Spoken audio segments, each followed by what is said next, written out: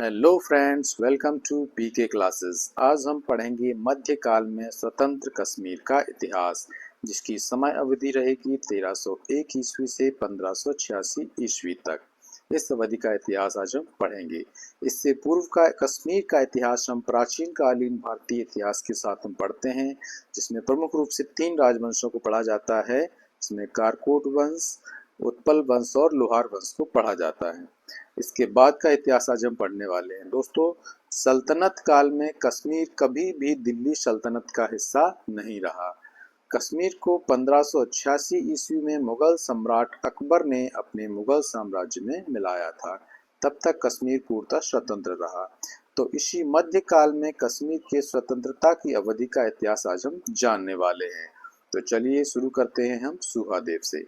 सुहादेव ने कश्मीर में 1301 ईस्वी में मध्यकाल में स्वतंत्र हिंदू राजवंश की स्थापना की थी। ये काफी शक्तिशाली हिंदू राजवंश था, लेकिन कुछ ही समय बाद इसका एक मंत्री था जिसका नाम था शाह मिर्जा। शाह मिर्जा, शाह मीर और शमसुद्दीन, ये एक ही व्यक्ति का नाम है। तो तीनों नाम याद रखें, एग्जाम में क्या पूछ लिया जाएगा हमें नहीं पता, तो आप सभी नाम याद रखना।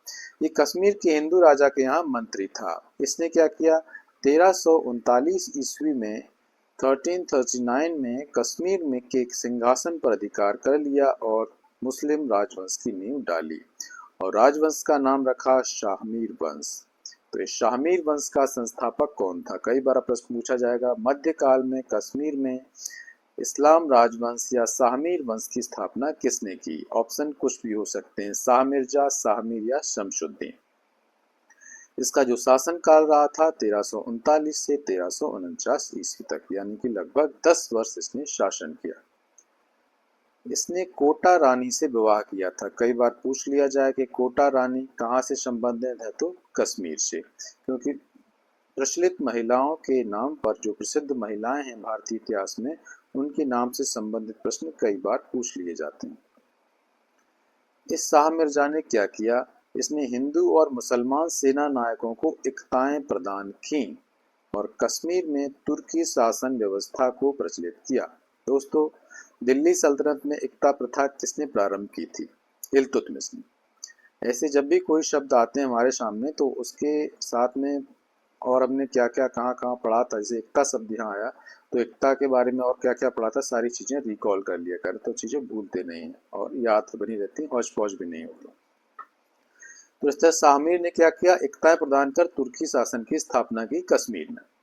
इसके बाद इसके 4 पुत्रों ने क्रमशः शासन किया, जिसमें सबसे महत्वपूर्ण था वो था शिहाबुद्दीन। तो हमें इसका नाम याद रखना है। शिहाबुद्दीन ने क्या किया, लगभग संपूर्ण कश्मीर पर अपना अधिकार कर लिया और अपने शासन को सुदृढ़ता भी प्रदान की। इसीलिए शिहाबुद्दीन को शाहमीर वंश का वास्तविक संस्थापक कहा जाता है। जी हाँ दोस्तों, शिहाबुद्दीन को शाहमीर वंश का वास्तविक संस्थापक कहा जाता है। अगर सिर्फ संस्थापक पूछ लिया जाए तो शाह मिर्जा, शाहमीर या शमसुद्दीन हम लगाएंगे, लेकिन अगर वास्तविक संस्थापक पूछा जाता है तो ऑप्शन होगा शिहाबुद्दीन। इसके बाद इस वंश का जो महत्वपूर्ण शासक होता है वो है सिकंदर। हाँ, सिकंदर, ये मकदूनिया वाला सिकंदर नहीं है, ये कश्मीर वाला सिकंदर है। ठीक है, कौन सा सिकंदर है? कश्मीर वाला।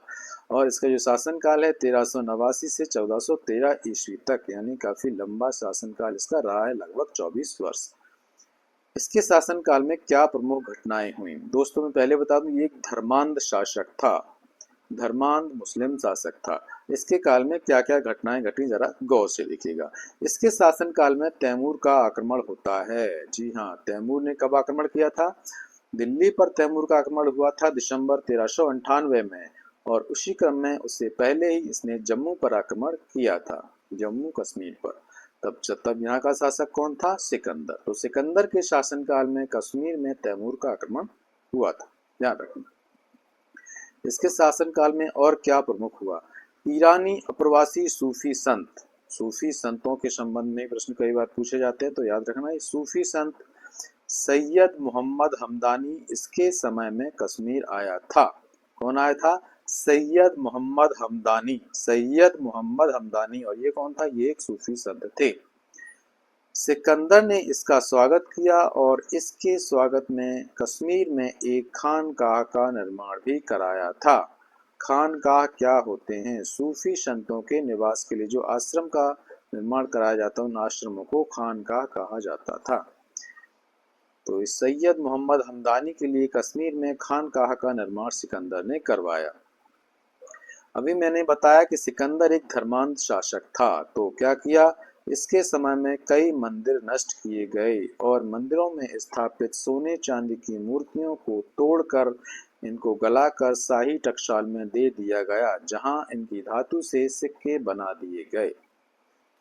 तो क्या किया इसने? मंदिरों को नष्ट किया, मूर्तियों को भी नष्ट किया।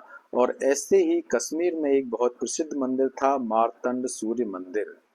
मारतंड सूर्य मंदिर को नष्ट किया। मारतंड सूर्य मंदिर के बारे में थोड़ा सा बता दूं। मारतंड सूर्य मंदिर का निर्माण 8वीं शताब्दी में कारकोट वंश के शासक ललितादित्य मुक्तापीड ने कराया था। जी हाँ दोस्तों, ललितादित्य मुक्तापीड ये काफी फेमस नाम है। प्राचीन काल का जो हम इतिहास पढ़ेंगे तो इसको फिर से पढ़ेंगे, अभी आप इतना नोट कर लो। ललितादित्य मुक्तापीड ने इस मारतंड सूर्य मंदिर का निर्माण कराया था, जिसे सिकंदर ने नष्ट करवा दिया। और इस मंदिर तोड़ने, मूर्ति तोड़ने के कारण इसको भूता किशन की उपाधि दी गई। भूता किशन यानी मूर्ति भंजक। भूता किशन का अर्थ होता है मूर्ति भंजक। इस सिकंदर ने भूता किशन की उपाधि धारण की। दोस्तों याद करिए इतिहास में और किसने भूता किशन की उपाधि धारण की थी, हमने पिछले वीडियो में पढ़ाया हुआ है। चलिए मैं ही बता देता हूँ। महमूद गजनवी, नाम तो याद होगा। महमूद गजनवी ने भूता किशन की उपाधि धारण की थी। तो अब ये याद कीजिए कि उसने किस फेमस मूर्ति को तोड़ा था। याद करो, याद करो। जी हाँ, याद करेक्ट। आज सोमनाथ में इसने सोमनाथ मंदिर में शिव की मूर्ति को तोड़ा था और इसने भूता किशन की उपाधि धारण की थी। किसने? महमूद गजनवी ने। और ये दूसरी बार सिकंदर ने भूता किशन की उपाधि धारण की। चलिए आगे बढ़ते हैं। इसका एक मंत्री था सूहा भट्ट। ये सूहादेव नहीं है, ये सूहा भट्ट है। सूहादेव कौन था? हिंदू राजवंश का संस्थापक। ये सूहा भट्ट प्रारंभ में एक ब्राह्मण था, जिसने सिकंदर के प्रभाव में आकर इस्लाम धर्म स्वीकार कर लिया था और सिकंदर ने इसको अपना सेनापति और सलाहकार बनाया था। और ये किस तरह की सलाह देता था? देखिए, फरिश्ता लिखते हैं, फरिश्ता एक इतिहासकार हैं, ये लिखते हैं कि सूहा भट्ट के सुझाव पर सुल्तान ने आज्ञा दी थी कि सभी विद्वान और ब्राह्मण हिंदू, जो विद्वान हैं और ब्राह्मण हिंदू हैं, वो या तो मुसलमान बन जाएं या फिर इस्लाम धर्म स्वीकार करके न करें, वो कश्मीर से बाहर निकल जाएं। जो इस्लाम धर्म स्वीकार न करें वो कश्मीर से बाहर निकल जाएं। और कई हिंदुओं को इस तरह इसने कश्मीर से निर्वासित भी किया।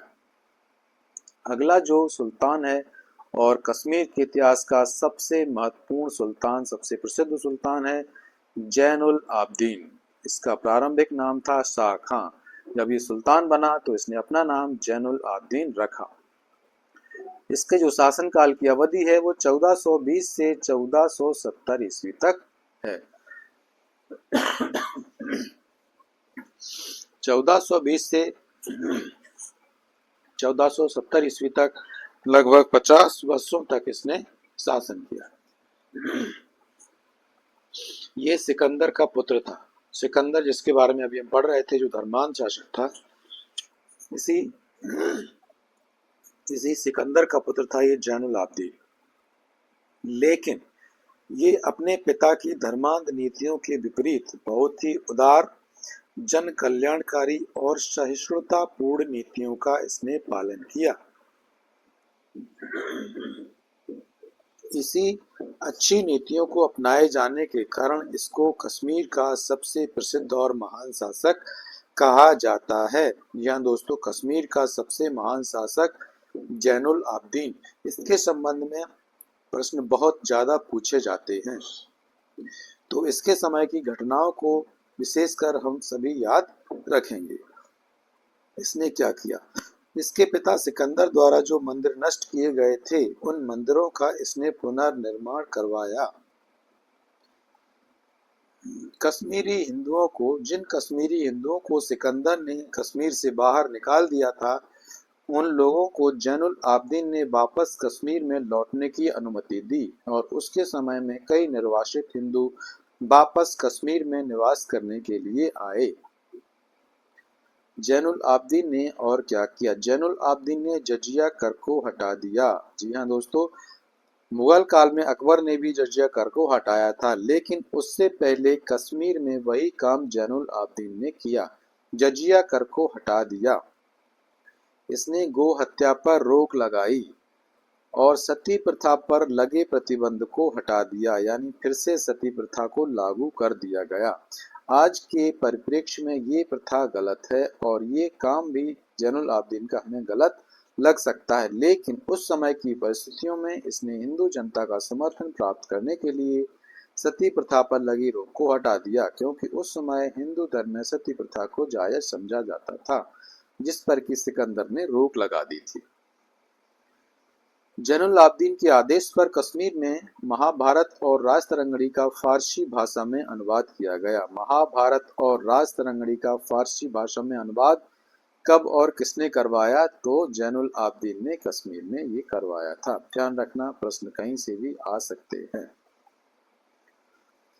यह एक संगीत प्रेमी था और कुतुब उपनाम से फारसी में कविताएं भी लिखता था।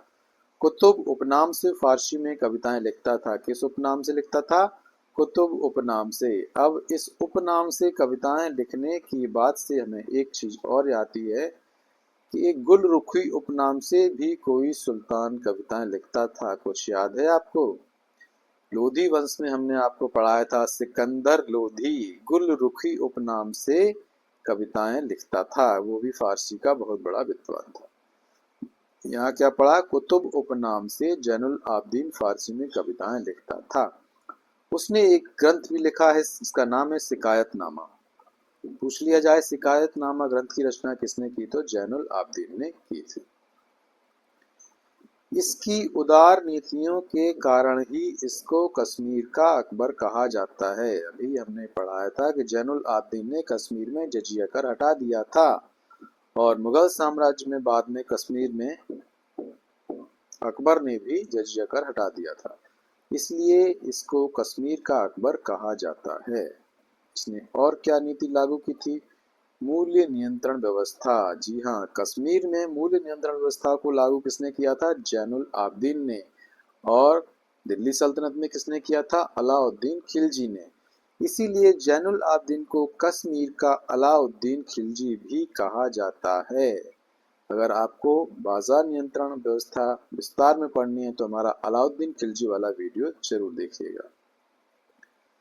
इसके इस महान और उदार व्यक्तित्व के कारण कश्मीर के लोग इसको वुड शाह की उपाधि देते थे। वुड शाह का अर्थ होता है महान नरेश। जी हाँ दोस्तों, भारतीय इतिहास में वुड शाह की उपाधि किसको दी गई? जैनुल आबदीन, कश्मीर का शासक। जैनुल आबदीन ने कश्मीर की वूलर झील में जैना लंका द्वीप का निर्माण कराया था। जैना लंका द्वीप का निर्माण करवाया था। जी हाँ। इसके बाद क्या हुआ? जब इसके शासन का अंत हुआ 1420 से 1470 के बाद, उसके जो उत्तराधिकारी हुए वो लगभग सभी अयोग्य हुए।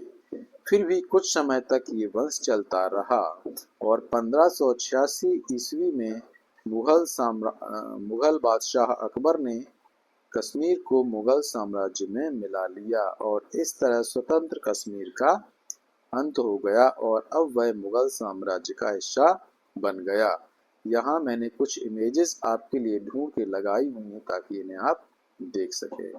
ये है मार्तंड सूर्य मंदिर जो अनंतनाग कश्मीर में है, जिसके बारे में अभी मैं जिक्र किया था। सिकंदर ने इस मंदिर को तोड़ फोड़ डाला था और ये अभी जो देख रहे हैं ये उसके अवशेष बचे हुए। ये है एक जैना लंका द्वीप जिसको जैनुल आबदीन ने वुलर झील में बनवाया था, जैना लंका द्वीप। और ये है जैनुल आबदीन की माँ का मकबरा जो कश्मीर में बना हुआ है। तो ये चीजें आप देख लें। तो दोस्तों, ये मध्यकाल में कश्मीर का इतिहास आज हमने जाना। उम्मीद है वीडियो पसंद आया होगा।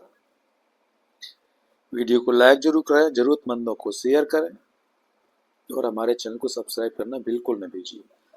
तो दोस्तों, पढ़ते रहिए, खुश रहिए, मिलते हैं नेक्स्ट वीडियो में। धन्यवाद।